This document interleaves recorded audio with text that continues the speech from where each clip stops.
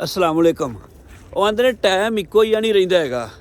ਜੇ ਅੱਜ ਤੁਹਾਡੇ ਤੇ ਚੰਗਾ ਟਾਈਮ ਹੈ ਤੇ ਕੱਲ ਨੂੰ ਮਾੜਾ ਵੀ ਆ ਸਕਦਾ ਹੈ, ਤੇ ਜੇ ਅੱਜ ਮਾੜਾ ਹੈ ਤੇ ਕੱਲ ਨੂੰ ਚੰਗਾ ਟਾਈਮ ਵੀ ਆ ਸਕਦਾ ਹੈ।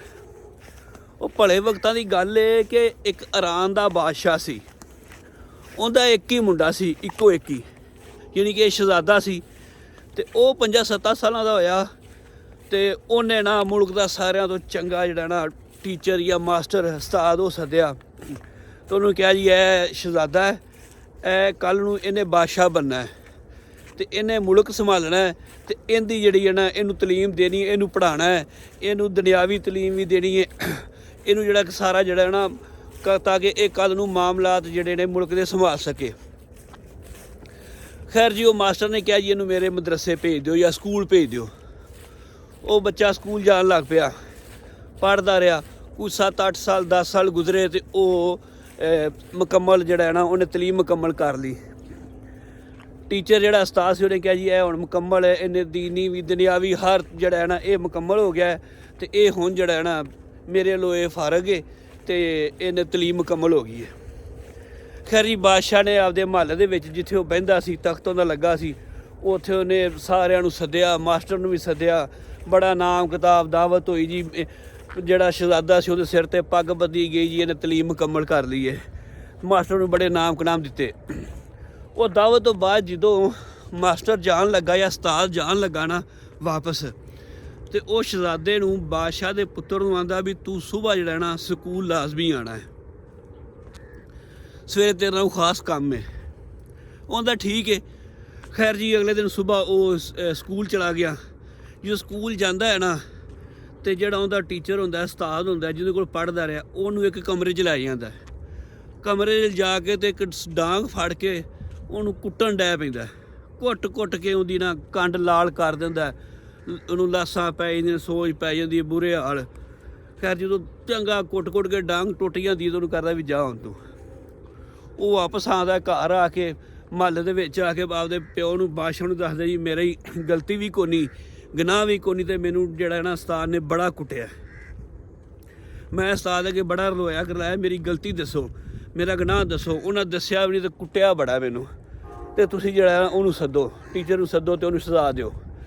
ਬਾਦਸ਼ਾਹ ਖਰ ਸਿਆਣਾ ਹੁੰਦਾ, ਉਹ ਗੱਲ ਨੂੰ ਟਾਲ ਟੂਲ ਦਿੰਦਾ। ਉਹ ਆਂਦਾ ਵੀ ਕੋਈ ਨਾ ਕੋਈ ਇਹਦੇ 'ਚ ਹਿਕਮਤ ਹੋਏਗੀ। ਖੈਰ ਜੀ ਵਕਤ ਲੰਘਦਾ ਜਾਂਦਾ। ਉਹ ਸ਼ਹਿਜ਼ਾਦੇ ਨੂੰ ਜਿਹੜੀ ਉਹ ਮਾਰ ਪਈ ਹੁੰਦੀ ਉਹ ਨਹੀਂ ਭੁੱਲਦੀ। ਉਹ ਜਿਹੜਾ ਨਾ ਉਸਤਾਦ ਵੀ ਉਹਦੀ ਅੱਖਾਂ 'ਚ ਰੜਕਦਾ। ਉਹ ਆਂਦਾ ਵੀ ਇਹ ਜਿਹੜਾ ਕਿਤੇ ਟਾਈਮ ਆਇਆ ਤਾਂ ਤੈਨੂੰ ਮੈਂ ਪੁੱਛਾਂਗਾ ਲਾਜ਼ਮੀ। ਖੈਰ ਜੀ 25 ਸਾਲ ਦਾ ਅਰਸਾ ਲੰਘ ਜਾਂਦਾ। 25 ਸਾਲਾਂ ਬਾਅਦ ਬਾਦਸ਼ਾਹ ਬਿਮਾਰ ਹੁੰਦਾ। ਬਿਮਾਰ ਹੋ ਕੇ ਉਹ ਇਸ ਦੁਨੀਆ 'ਚ ਚਲਾ ਜਾਂਦਾ। ਬਾਦਸ਼ਾਹ ਦਾ ਜਿਹੜਾ ਮੁੰਡਾ ਸ਼ਹਿਜ਼ਾਦਾ ਹੁੰਦਾ ਉਹ ਉਹਦੇ ਤਖਤ 'ਤੇ ਬਹਿ ਜਾਂਦਾ। ਬਾਦਸ਼ਾਹ ਉਹਦੇ ਕੋਲ ਆ ਜਾਂਦੀ ਹੈ। ਜਦੋਂ ਪਹਿਲੇ ਦਿਨ ਤਖਤ 'ਤੇ ਬਹਿੰਦਾ ਤੇ ਪਹਿਲੇ ਦਿਨ ਹੀ ਉਹ ਹੁਕਮ ਇਹ ਜਾਰੀ ਕਰਦਾ ਜੀ ਮੇਰੇ ਉਸ ਫਲਾਣੇ ਜਿਹੜਾ ਨਾ ਉਸਤਾਦ ਨੂੰ ਬੁਲਾ ਕੇ ਲਿਆਓ, ਟੀਚਰ ਨੂੰ ਲਿਆਓ ਫੜ ਕੇ। ਖੈਰ ਜੀ ਸਿਪਾਹੀ ਜਾਂਦੇ ਨੇ, ਉਹ ਜਾ ਕੇ ਤੇ ਉਹ ਟੀਚਰ ਨੂੰ ਫੜ ਲਿਆਉਂਦੇ ਨੇ। ਇੱਕ ਨੇ ਉੱਧਰੋਂ ਮੋਢਿਆਂ ਫੜਿਆ ਹੁੰਦਾ, ਇੱਕ ਨੇ ਉਸ ਪਾਸੇ ਮੋਢੇ ਤੋਂ ਫੜਿਆ ਹੁੰਦਾ।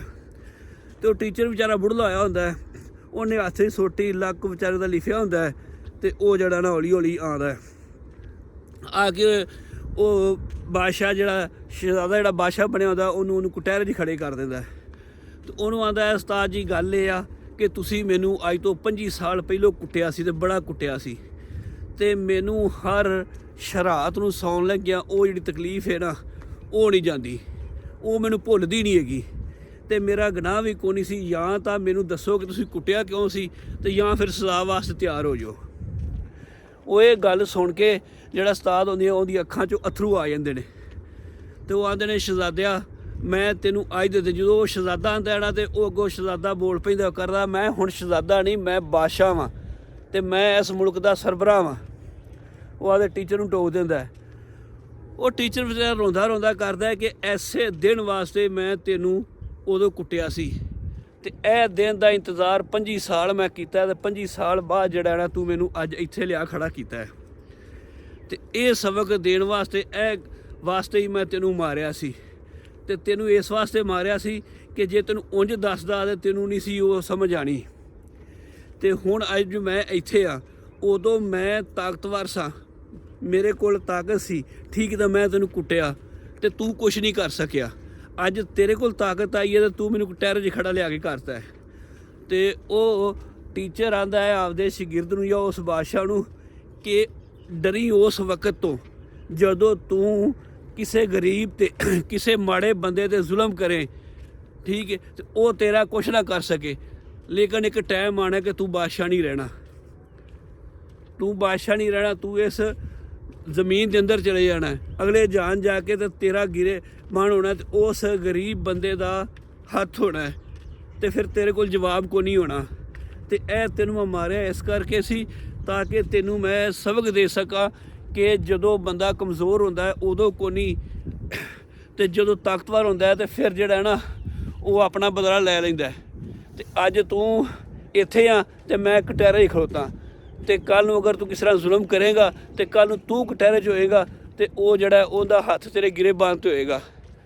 ਤੇ ਇਸ ਕਰਕੇ ਜਿਹੜਾ ਹੈ ਨਾ ਇਹ ਸਬਕ ਦੇਣ ਵਾਸਤੇ ਮੈਂ ਤੈਨੂੰ ਉਦੋਂ ਸੋਟੀਆਂ ਮਾਰੀਆਂ ਸਨ, ਉਦੋਂ ਤੈਨੂੰ ਤਕਲੀਫ ਦਿੱਤੀ ਸੀ, ਹੋਰ ਤਕਲੀਫ ਦੇਣ ਦਾ ਮੇਰਾ ਕੋਈ ਮਕਸਦ ਨਹੀਂ ਸੀ। ਉਹ ਇਸ ਕਰਕੇ ਆ ਕਿ ਮਾੜੇ ਦੀ ਹਾਹ ਤੋਂ ਜਿਹੜਾ ਹੈ ਨਾ ਆਂਦੇ ਨੇ ਬਚਣਾ ਚਾਹੀਦਾ ਹੈ।